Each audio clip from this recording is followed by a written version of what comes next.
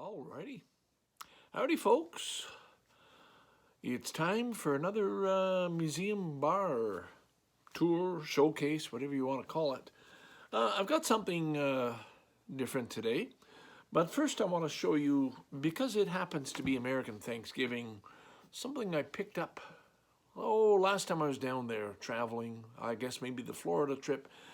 It's heavy, and it's the kind of thing, instead of, again, I've mentioned before, instead of going into a souvenir shop and buying something new, you go into a used, collectibles, not even that, a junk shop. You go into a junk shop and you find something like this, and that is just such a perfect emblem, message.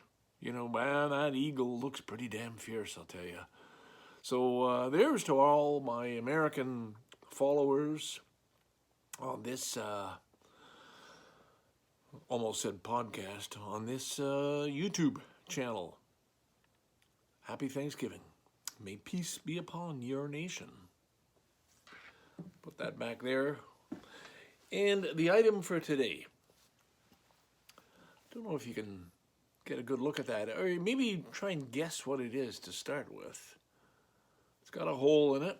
It's got a little plunger, a chopper inside, and those of you who said, well, that looks like a piece of munitions from World War I that's been turned into a cigar cutter, well, you were right. That's exactly what it is. That was passed on from my, I got to lean in here. Boy, this we still do have to do a lot of work on the lighting and the camera angle and so on. My apologies. This was passed on from my grandfather, who served in World War I, did not have a happy time of it, and I think was never the same when he came back. I didn't know him before he went, but I know the kind of man he was in real life. I know the potential he had. He would have been an excellent school teacher, university professor if he had had the chance. But the war came along and basically ruined his life. He got gangrene at one point and had a leg amputated much later in life, but stemming from a World War I wound, and that set him back quite a bit. Went through the Depression in the 1930s, and had a tough time of it, and was not a practical man. So the kind of man, I guess, like most who went off to World War I, you went off thinking, hey, it'll be over by Christmas, no problem, let's do our duty. And turned out it lasted 4 ugly, brutal years. So the object itself, I had other things. There was a hand grenade too, a round thing that was pretty ugly looking with shrapnel around the side. And there was a hole in the bottom. I don't know, maybe it was fired from something, I don't know. That got lost over the years. I'm glad I still have this. I also had his original mess kit, and didn't realize the value of it, and that disappeared too when I realized, and it's a shame. It's a real shame, but I think there's a few other things that survived. Other members of the family may have ration books and things, I don't know. But here is the cigar cutter, very heavy, would have been a shell. And these, you probably know, a lot of people came back from the war missing limbs, essential organs and so on, and ended up being put in places where they could do something. And I guess some of the people were given the job of making tools out of leftover shells. And that's what this is. I don't think he did that himself. He came out more or less intact, but mentally it took its toll. All right, so that's really an introduction just to talk about my grandfather. His name was Percy. And my cousin, who's about my same age as myself, and I dearly loved him. And as somebody, I guess we lost him when we were just in our young teens. And it's somebody, even today, we wish we had had the chance to talk more with him, to connect with him, and for him to get to know us better. His story, he was born in England, I believe the son of a doctor. We haven't been able to track too much of his personal information out, on the online, but we do have the family history, certainly on his wife's side. My grandmother, But in his case, he came out to Canada in 1910 with the idea of being what was called then, and this was not pretentious, a gentleman farmer. And had a place on Vancouver Island, I believe in Cowichan. And had a piece of land and a house, and so my aunt, my mother's older sister, was born out there in 1910.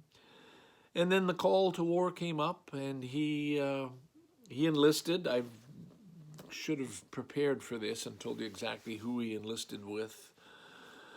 But there was a Canadian fighting force that went over and joined up. We have the papers from that time. And consequently, my mother was born in England in 1916, in the middle of the war. He must have been back on leave. We don't know the details of that, but we know she was born there. And by the time he came back, the farm had to been sold off. All their belongings they had disappeared. All the things that were shipped out from England were all lost. And he started a new life in Quebec province, Montreal. His captain said, "Come and join me on the stock exchange. We'll set you up." And he did that, and of course there was the great crash, and he wasn't the salesman type. He was a dreamer, an artist. The story my mother loved was how bills would come due, and he'd go out and he'd buy a rose bush, beautiful yellow rose bush, because that was something you could enjoy for so much longer than just whatever it was they still owed money on. My mother recalls when they're living in Chambly, Richelieu, in Quebec, the bailiffs coming and taking things out of the house, and her mother arguing with them, "No, you can't take that, leave that," and no, things were hauled away. So things weren't easy. My aunt's story was being out in the garden with him, and an airplane flying over, and him just hitting the ground, lying flat. And she thought he was joking. Thought, "Oh, that's so funny. Look what Daddy's doing." And of course, Daddy wasn't playing. Daddy heard the sound of an airplane overhead and hit the ground. So a sad story, but of a wonderful, gentle man. Here's me. I should have had pictures prepared and stories. All I really wanted to do was pick out an object that's sitting on my shelf and give a little bit of the background and why I have it and what it means. But I guess it's the story of how ugly and brutal war is and how fortunate I am, and given that it is Thanksgiving in the American side, that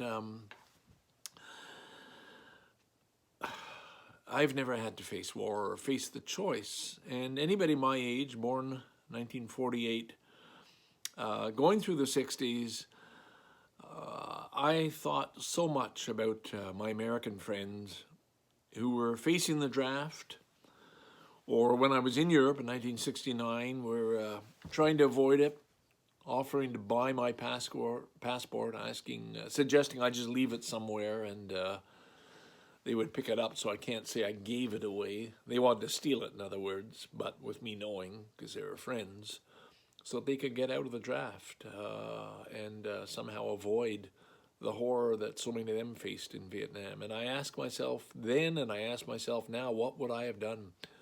Would I have fled to Canada? Would I have had that courage? I can't imagine myself going over. I just don't. The horrors I've read and any of the personal stories, I shudder just to think of what it's like to have to deal with war.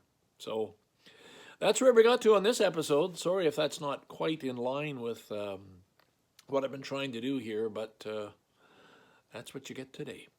Scarborough Dude. That's who I am. Signing off with gratitude for the peace and plenty that I've enjoyed pretty well all my life. Bye for now.